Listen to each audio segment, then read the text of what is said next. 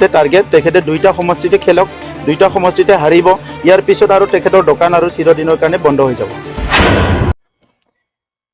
2024 नि इलेक्शनखौ लानानै दा सानदे जोंनि बिटिसि हालामाव जोबोद दुंहाव थासारि मोनसे फैदों बेनि फारसे जोंहा दिनै मानगोनां सीएम प्रमद बर' बिथांखौ माखासे बिबुंथि होनायखौ जों नुनो मोनो मा बुंलांखो बिथाङा स' नैबे भिडिअ क्लिप्सखौ ससे नोंथांमोना आं दिन्थिनो नागिरदों बेनि उनावहाय आंनि फारसे आं बिबुंथिखौ लाखिगोन नोंथांमोना भिडिअ जोबजासिम था आरो जोबजासिम नायलांगोन होननानै आं आसा खालामदों তেখেতে ফান ওলাব পৰা নাই বুলি ক'ত গম পালে আৰু উন্নয়ন হোৱা নাই বুলি কিটো লৈ পেলাই ক'লে আজি আমাৰ পৰা ল'ৰা ছোৱালী IS কৰিবলৈ গৈছে IPS কৰিবলৈ তেখেতৰ দিনতো যোৱা নাছিলে আমাৰ সময়ত দুৰণ কাপ হৈছে এক মাহত আমি ষ্টেডিয়াম বনাইছো তেখেতৰ দিনতো হোৱা নাছিলে আমি 40টা সমষ্টিত এতিয়া অডিটৰিয়াম বনাবলৈ গৈ আছো সুজিত নাৰ্জাৰী নামত তেখেততো কৰিব পৰা নাছিলে আমি 8খন ষ্টেডিয়াম বনাবলৈ গৈ আছো তেখেতে কৰাব পৰা নাছিলে আমি মানে এতিয়া 5খন সিনেমা হল বনাবলৈ গৈ আছো আমাৰ ৰিজনেল ফিল্মবিলাক দেখাবলৈ জায়গা নাই তেখেতসকলে এইবিলাক কৰা নাছিলে আমি কৰি আছো গতিকে তেখেতে কেনেকৈ গম পালে যে উন্নয়ন হোৱা নাই বুলি কিনে উন্নয়নটো বহুত হৈছে তেখেতৰ কাৰণে কি তেখেতে অপজিশন কাৰণে সদায় আমি কিবা বগা বুলি ক'লে তেখেতে কলা বুলি কয় সেইটো তেখেতৰ ধৰ্ম গতিকে এই ধৰ্মটো হাগ্ৰামা মহিলাৰে পালন কৰি আছে ইয়াৰ বাবে বেক নাই এতিয়া আমি সব তথ্য ললো সদায় 1000 2000 জয়েন কৰা বুলি কৈ থাকে নিজৰ দলৰ মানুহকে জয়েন কৰায় নিজৰ মানুহকে ঘুৰাই ঘুৰাই জয়েন কৰাই থাকে আৰু ৰাইজক দেখাই আছে যে মই বহুত ষ্ট্ৰং বুলি কেনে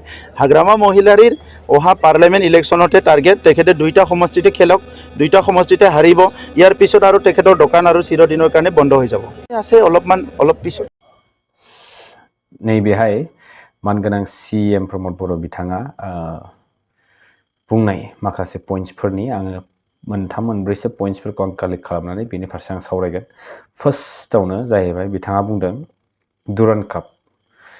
दुरान कापखौ बिथाङा दिनै बिटिसिआव खुंनो हाबाय सेकेन्ड पइन्ट माखासे कचिंनि गेजेरजों सुपार 50 सायख'नानै बिथाङा दिनै स्टुडेन्टसफोर माखासे 50 जन दिल्ली बायदियाव दैथायहरनो हादों बेयो जोबोद गोग्गाथावना बिथाङा बुंदों बेनिफ्राय थर्ड पइन्ट बिथाङा बुंदों BPF दोलोनियानो BPF दोलोआव फिन जयनिं जादों बा जयनिं प्रग्रामफोरखौहाय लादों होननानै बिथाङा बुंदों बेनिफ्राय लास्ट पइन्टआनो जाहैबाय बिथाङा दिनैनि समाव फिन खनसे आरो 17 बोसोरखौ गावनि बिबुंथिनि गेजेरजों बोरै खनसे आरोबाव रायखांबावदों आरो एख' मावाखै होननानै बिथाङा बुंदों स' फार्स्ट पइन्टआव फैनोसै फार्स्टआवनो जाहैबाय दुरान कापनि बागै बिथाङा बुंदों स' फार्स्ट एन्ड फरमस्ट जों मोनसे खोथाखौ बुजिग्रोनांगोन दुरान कापआ दिनैनि नङा दुरान काप मोनसे जि टुर्नामेन्ट बियो ब्रिटिश आमुलनि समनिफ्रायनो बे सोलिबोबाय थानाय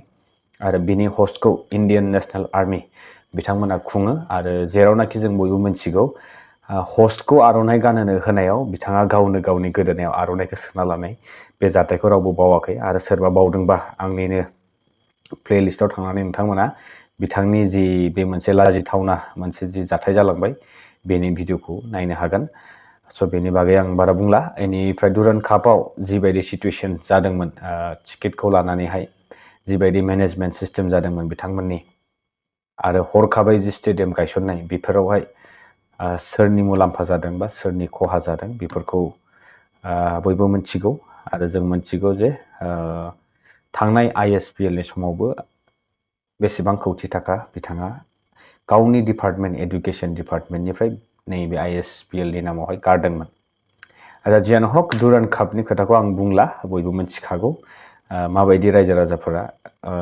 सापर्ट खालामनो फैसेयावबो लावथिजों पुलिसफोरनि लावथिजों बुजानो गोनां जादों खायसेया बेनिफ्राय नारा नाथा जुजिलायनाय टिकेटनि थाखाय बेबायदि जादों सिस्टेमेटिकलि माने टिकेट डिस्ट्रिबिउसना जायाखै बेबायदि माखासे थासारिफोरखौ जों नुनो मोनलांबाय स' बे जाबाय सेकेन्ड पइन्टआ फैदो दानाबा सुपार 50 जि मोनसे मिशन बिथांमोननि कचिं होनानै माखासे एडमिनिस्ट्रेटिभ IAS IPS बेफोरबायदि एन्ट्रेन्सफोरावहाय उथ्रिसारनो हानायनि थाखाय कचिंआव दैथायहरदों माखासे लाइमोनफोरखौ स्टुडेन्टसफोरखौ सायख'नानै नाथाय आं बुंनो सानदों बै गावनि मोनसे एडुकेशन डिपार्टमेन्टनि नैबे फैसाखौहाय एडुकेशन डिपार्टमेन्टनि फान्डखौहाय स्पर्ट्सआव इउटिलाइज खालामालासे सुपार 50 नि जायगायाव सुपार 500 खालामनायमोनब्ला 19 crores को बेवहाय इनभेस्ट खालामनायमोनब्ला साबसिन जागौमोन नामा होननानै आं बुंनो सानदों। बेनि सायाव रायजो राजा नोंथांमोना कमेन्ट्स हरनो हागोन। कमेन्ट्स बक्स आंना जेब्लायबो अपेन बयनिबो थाखाय।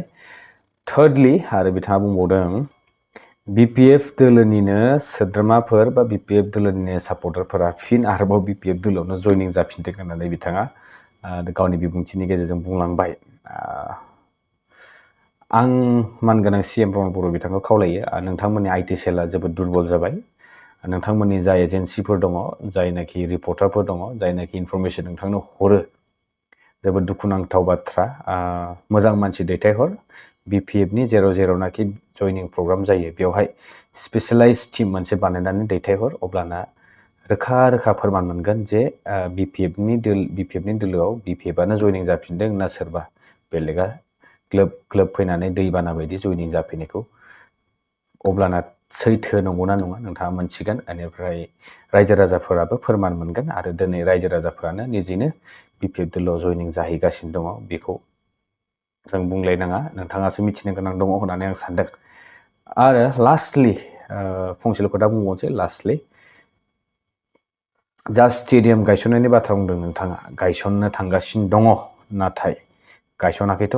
गायसनग्रोनानै दिन्थियोब्ला, जाफुंसार महर होयोब्ला, अब्लाना जों बयबो रायजो राजाफोरा आखाइ खबजोबनानै नोंथांखौ साबायखर बावगोन। आरो आं निजे स्पेसियेलि बेबायदि जाथारोबा जाजोबोब्ला नोंथांखौ रोजा साबायखर आं हरग्रोगोन फार्स्ट एन्ड फरमस्ट।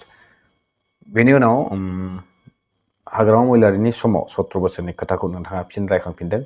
आं बेनि बागै अलरेडि गोबां भिडिअ बानायबाय आरो बुंबोबायबो। 17 बोसोरखौ लायाब्ला नोंथाङा दिनैनि समाव ओंखाम जानाय, खामानि मावनाय दांनाय, जानाय लोंनायाव नोंथाङा सुख गैखाया। बेनिखायनो नोंथांनाव इसु गैला 17 बोसोरनि अनगा। 17 बोसोरखौ होनब्लासो नोंथाङा मोनसे एटेनसनखौ लाबोनो हायो। बेनि थाखायनो 17 बोसोरा नोंथांनि मोनसे फुल स्टप कमा बायदि जानानै थाबाय। जियानो हक, 17 बोसोराव बारम्बार मा जादों मा जायाखै बेखौ जोङो खनले बुंबाय थानो गोनां गैया। नोंथाङा नुवाखैब्ला एसे नायगिदिंब्लानो जाबाय। सम थासेयावनो समा बारग'लांबा आरो नायगिदिंनानै एख' मुलाम्फा जानाय नङा होननानै आं बुंनो सानदों। ओमफ्राय बेनोसै। रंगुल बर' आदा बिथाङाबो फंनैसो खोथा बुंदोंमोन। बेखौथ' मा बुंबावनो, बिथाङा बुंदों आलु गेसावनो सोरबा BPF दोलो नागारबायनो। दोलो नागारनाय बाथ्राया एख' फेक्टर नङा। सोरबा सोरखौबा मोजां मोननानै थांबाय बा सोरखौबा गाज्रि मोननानै ओंखारलांबाय, बेवहाय पार्टिया एख' खहा जाया। सासे थांनायनि बदल 10 जना हाबफैलायगोन। रायजो नोंथांमोना दिनै भिडिअ बेसेनोसै। आं बेखिनिखौ बुंनानै दिनै भिडिअखौ फोजोबनाय जाबाय। बेनिफ्राय भिडिअनि गेजेराव माबाफोर गोरोन्थि बुंलांबायबा आं आसा खालामो नोंथांमोना निमाहा होगोन होननानै। बाय बाय, लोगो मोनसिगोन नेक्स्ट भिडिअ। बे लेखाया आंनि आखायाव सफैबाय दा। आं MJ एनिथिं हादानिनो चेनेलनि थ्रुयै